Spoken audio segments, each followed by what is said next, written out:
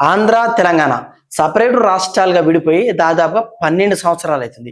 ఈ 12 సంవత్సరాల వ్యవధిలో పెద్దలు కేసీఆర్ గారు చెప్పినట్టు భౌగోళికంగా విడిపోయినా కూడా సొంత అన్నదమ్ముల్లా కలిసిమెలిసి ఉన్నాం. అదేవిధంగా ప్రస్తుత ముఖ్యమంత్రి రేవంత్ రెడ్డి గారు సైతం ఆంధ్ర వాళ్ళ మీద ఎంతో అంత వాత్సల్యం చూపిస్తాడు.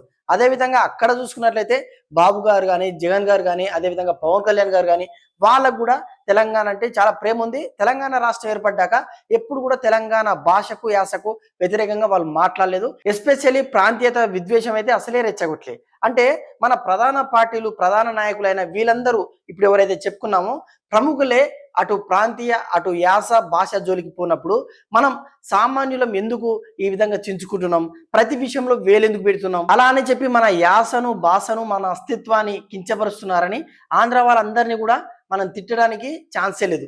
ఎందుకంటే ఎవరో 100లో 2 మంది ఉంటారు, వాళ్ళకి ఎప్పుడు ఏదో కిరికిరి పెడదామా పంచాయతీ పెడదామని ఉంటుంది. అట్లనే తెలంగాణలో కూడా ఒక 2 ఉంటారు, వాళ్ళు ఎప్పుడు ప్రాంతీయ విద్వేషాన్ని రెచ్చగొడతారు. కాబట్టి నా క్వశ్చన్ ఏంటంటే ఈ 2 గురించి రిమైనింగ్ 9 మందిని మనం జడ్జి చేయొద్దు. ఇక్కడ కూడా సేమ్ అదే జరిగింది. ఆంధ్రాలో ఒక 2-3 ఇంకా చెప్పాలంటే కొంతమంది 100లో 2-3 మెంబర్స్ అనుకుంటే ఆ పర్సెంటేజ్ ప్రకారం కొంతమందికి ఇంకా దురద ఉంది, వాళ్ళు ఎట్లా పోకుందామని చూస్తున్నారు. బట్ వాళ్ళకి తెలియని విషయం ఏంటంటే ఈ తెలంగాణ ఉద్యమాల గడ్డ. మీకు కిరికిరి పెడదామని 2 కనిపిస్తే ఇక్కడ 10 మంది 20 మంది 200 మంది కూడా రెడీ ఉంటారు. కిరికిరికి ఉద్యమాలకు పంచాయతీలకు ఇది పాత గడ్డ కాబట్టి, అలవాటైన గడ్డ కాబట్టి నువ్వు సై అంటే సమాధానికి సై అంటారు. కానీ అంత దూరం అవసరం లేదు. శాంతియుతంగా పోవాల్సిన పంచాయతీని ప్రతి దాన్ని కొంతమంది సోకాల్డ్ పీపుల్ ఎందుకు సీన్ చేస్తారో నాకు అర్థం కాదు. అసలు సబ్జెక్ట్కి వెళ్దాం. అసలు ఏమైందంటే ఇటీవలే జూన్ 25 బన్నీవాస్ ప్రొడక్షన్ లో ఇడుపు కాగితం అనే ఒక సినిమా టైటిల్ రివీల్ అయింది. ఆ సినిమా మీద వస్తున్న పంచాయతీ.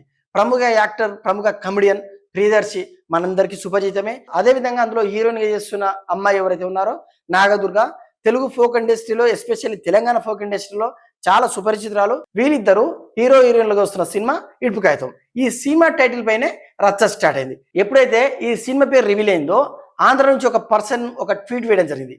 అదేంటంటే ఇడుపు కాగితం పోస్టర్ పెట్టి ఆంధ్రలో తెలుగు డబ్బింగ్ ఉంటుందా అంటే చాలా సర్కాస్టిక్గా ఇడుపు కాగితం ఏంది ఈ కథ ఏంది అన్నట్టు ఆయన సర్కాస్టిక్గా పెట్టిండు. ఇంకొక ఆంధ్ర ఆయన ఏం పెట్టి అంటే ఇడుపు అంటే మల విసర్జన, కాగితం అంటే కాగితం తుడుచుకోవడానికి.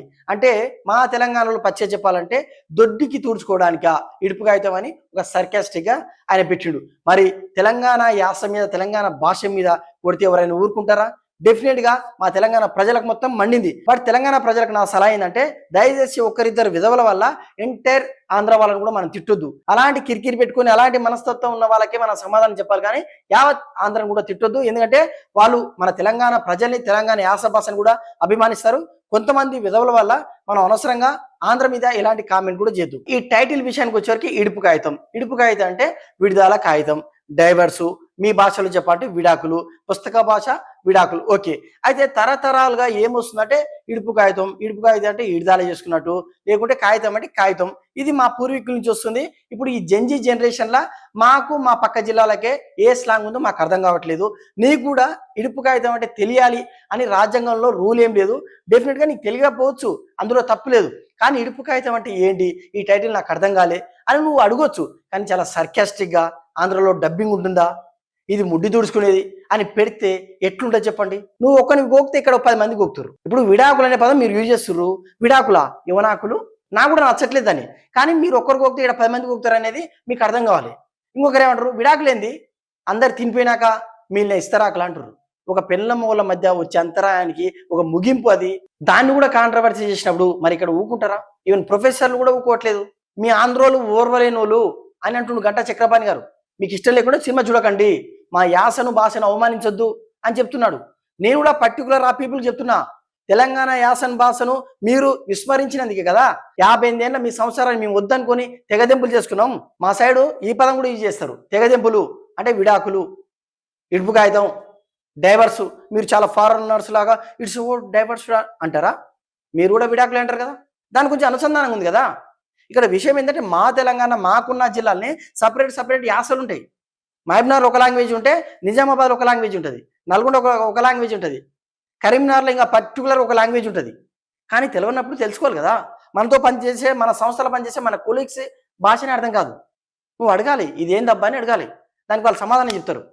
అంతెందుకు మీ శ్రీకాకుళం ఒక భాష ఉంటుంది, కడప ఒక భాష ఉంటుంది, కర్నూలు ఒక భాష ఉంటుంది, గోదావరి జిల్లాలో ఒక యాస ఉంటుంది. మరి మీ దగ్గరనే ఇన్ని స్లాంగ్స్ ఉన్నప్పుడు, మరి 2 రాష్ట్రాలు ఉన్నప్పుడు, కొన్ని వందల కిలోమీటర్ల దూరంలో ఉన్నప్పుడు డిఫరెన్స్ ఉంటుంది కదా. ఇక్కడ మా బలగం అంటాం, అంటే మా స్ట్రెంగ్త్, మా చుట్టాలను బక్కాలను వాళ్ళని వీళ్ళను మా బలగం అంటాం.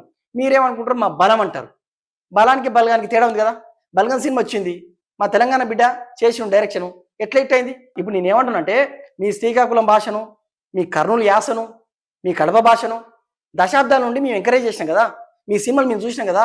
మీ హీరోలే కదా మీ ఫ్యాన్స్ ఉన్నది, మీకే కదా మేము భజన చేసింది, మీకు దండలేసింది, కొబ్బరికాయలు కొట్టింది, అమ్మా నాన్నల కన్నా కూడా ఎక్కువ ప్రేమించింది మీ చిరంజీవి, మీ బాలకృష్ణనే కదా.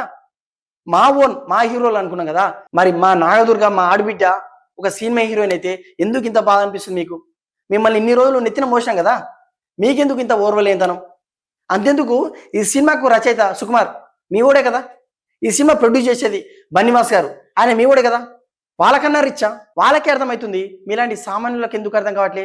క్లియర్, కించపరచాలి. అందుకే తెలంగాణ అస్తిత్వాన్ని మళ్ళా కాపాడుకోవాలని మళ్ళీ బయలుదేరారు 2014, అంతకుముందుకు 5 సంవత్సరాలు.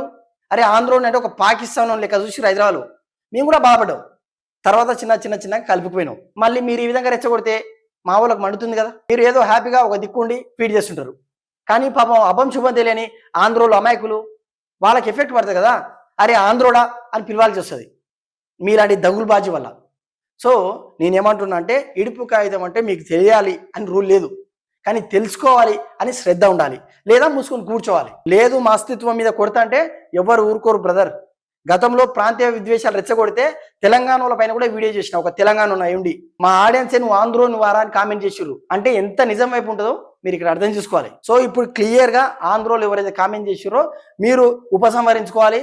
దీని గురించి బాధ్యత వహిస్తూ ఆంధ్ర పెద్దలు పార్టీలకు అతీతంగా తెలంగాణకు క్షమాపణ చెప్పాలి.